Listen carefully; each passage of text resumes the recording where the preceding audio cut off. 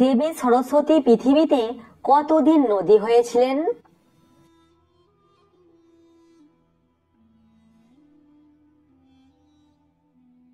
উত্তর 5000 বছর।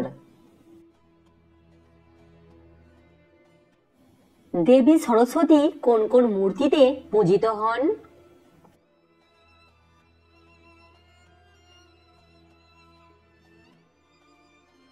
দেবী সরস্বতী দ্বিভুজা ও চতুর্ভুজা মূর্তিতে পূজিত হন।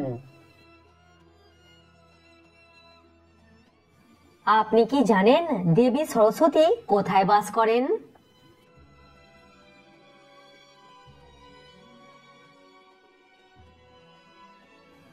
সঠিক উত্তর সত্যলোক বা মণিদ্বীপ। প্রিয় দর্শক, ভিডিওটিতে অবশ্যই কিন্তু লাইক করবেন। আপনি দেবী সরস্বতীর যে কোনো 5টি নাম বলুন তো।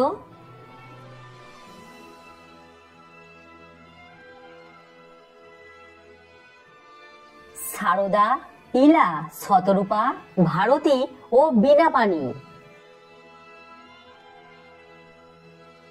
দেবী সরস্বতীর নাম শতরূপা কেন?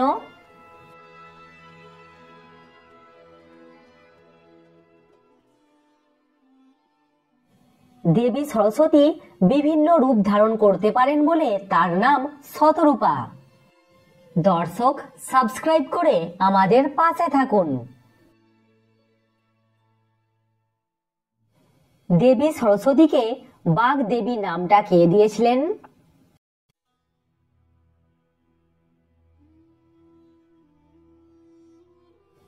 এই নামটা দিয়েছিলেন ব্রহ্মা। কোন দেবীকে 4 বেদের জননী বলা হয়?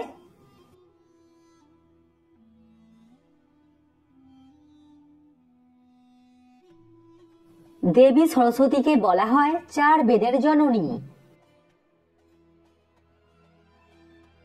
দেবী সরস্বতীর হাতে যে বইগুলো থাকে সেগুলি কিসের বই?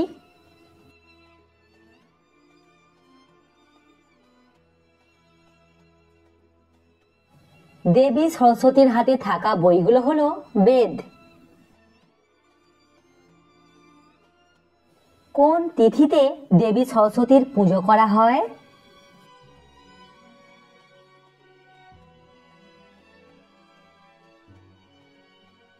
সঠিক উত্তর বসন্ত বা শুক্লা পঞ্চমীতে।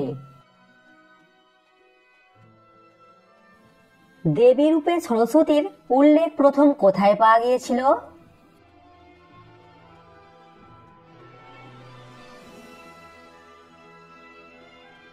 সঠিক উত্তর ঋগ্বেদে। উত্তর ও দক্ষিণ ভারতে দেবী সরস্বতীর কেমন মূর্তি পুজো করা হয়?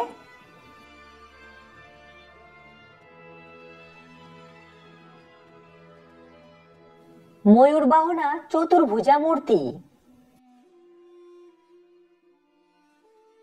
কোন কোন ধর্মের মানুষেরা সরস্বতী পুজো করে?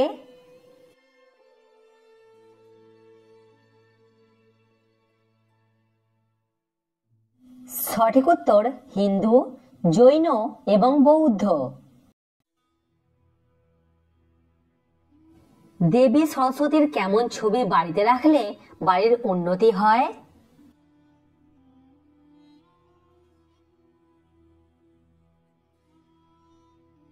দেবী সরস্বতী পদ্ম ফুলের ওপর বসে আছেন এরকম ছবি।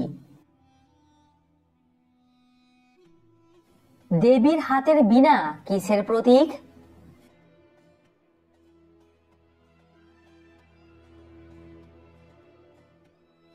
দেবীর হাতের বীণা সঙ্গীত, আবার কারো কারো মতে বুদ্ধির প্রতীক। দেবী সরস্বতীর 2টি বাহনের নাম বলুন তো।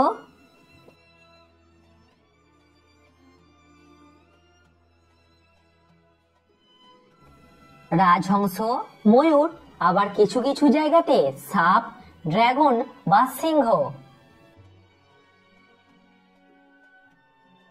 জাপান দেশে দেবী সরস্বতীর হাতে কোন বাদ্যযন্ত্র থাকে?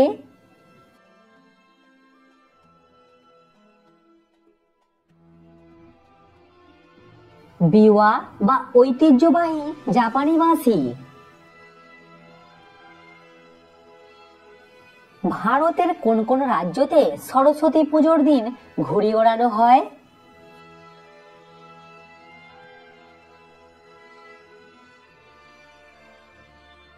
পশ্চিমবঙ্গ, পাঞ্জাব, গুজরাট এবং বিহার। কোন তিনজন দেবী একসাথে ত্রিদেবী নামে পরিচিত?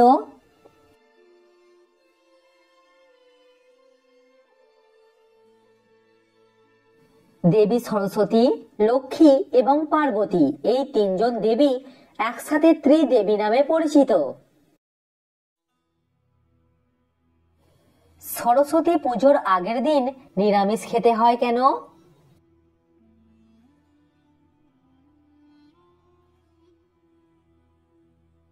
নিরামিষ খাবার খাওয়া হয় মনকে শুদ্ধ এবং শান্ত রাখার জন্য। কোন রঙের গাঁদা ফুল দিয়ে দেবী সরস্বতীর পুজো করা হয়?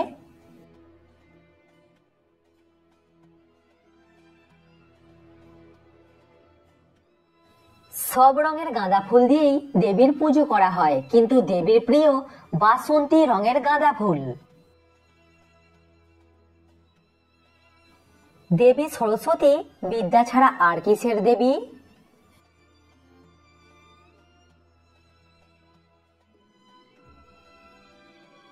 দেবী সরস্বতী বিদ্যা ছাড়াও জ্ঞান, সঙ্গীত, শিল্পকলা, বাক্য ও প্রজ্ঞার দেবী।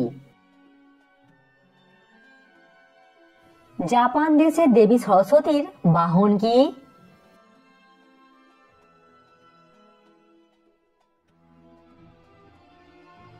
জাপান দেশে দেবী সরস্বতীর কোনো বাহন নেই, কিন্তু কিছু কিছু মূর্তিতে ড্রাগন বা সাপকে দেখা যায়। জাপান দেশে দেবী সরস্বতীকে কি নামে ডাকা হয়?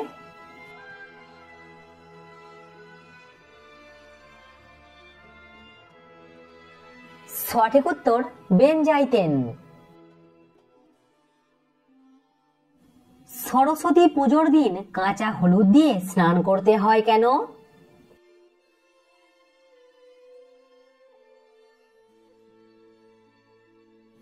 খুব কম জায়গাতেই সরস্বতী পুজোর দিন কাঁচা হলুদ দিয়ে স্নান করা হয়। এর প্রধান কারণ হলো শরীরকে শুদ্ধ করা। জাপান দেশে কবে থেকে সরস্বতী পুজোর শুরু হয়?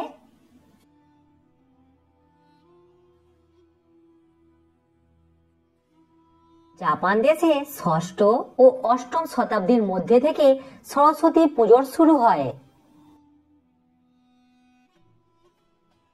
দেবী সরস্বতীর হাতে বই থাকে কেন?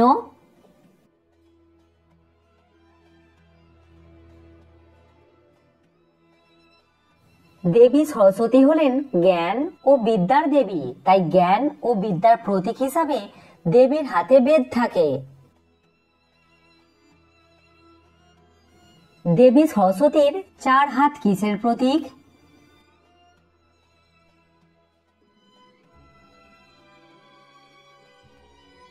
দেবী সরস্বতীর 4টি হাত হলো 4 বেদের প্রতীক। দেবী সরস্বতীর ছবি বাড়ির কোন দিকে রাখতে হয়?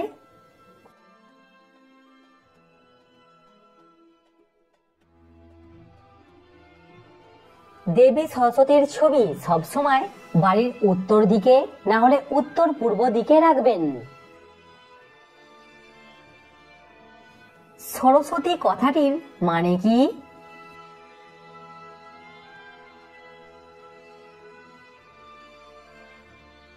সরস ও বতী এই দুটি কথা মিলে সরস্বতী, যার অর্থ যার প্রবাহ রয়েছে। কার অভিশাপে দেবী সরস্বতী নদী হয়ে গিয়েছিলেন?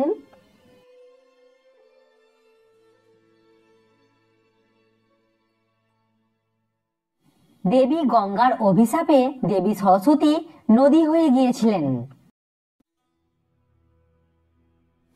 সরস্বতী পুজোর আগে কুল খেতে নেই কেন?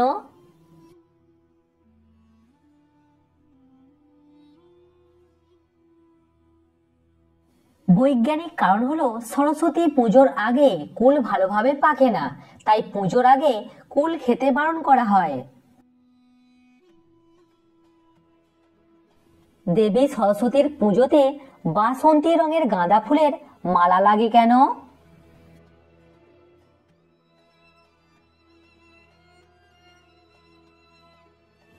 দেবী সরস্বতীর প্রিয় রং হলো বাসন্তী, তাই সরস্বতী পুজোতে বাসন্তী রঙের গাঁদা ফুল এবং তার মালা লাগে। দেবী সরস্বতীর জন্ম কিভাবে হয়েছিল?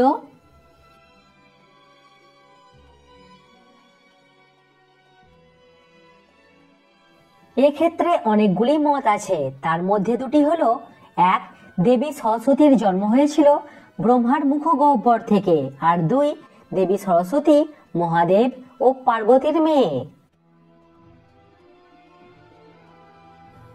দেবী সরস্বতীর ছেলের নাম কি?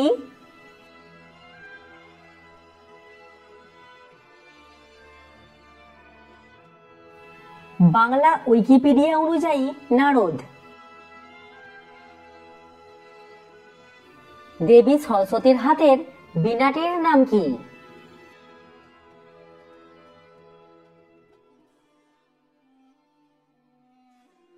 সঠিক উত্তর কচ্ছপী। তো ফ্রেন্ডস, আশা করছি আপনি এই ভিডিও দেখে নতুন নতুন বিষয় কিছু জানতে পেরেছেন। অ্যামেজিং তো চ্যানেলটিকে একটি লাইক করে দেবেন এবং সাবস্ক্রাইব করে দেবেন, বন্ধুদের সঙ্গে শেয়ার করে দেবেন, তা জানতে পারবেন আপনি জিকে সম্বন্ধে কত কিছু জানতে পারছেন।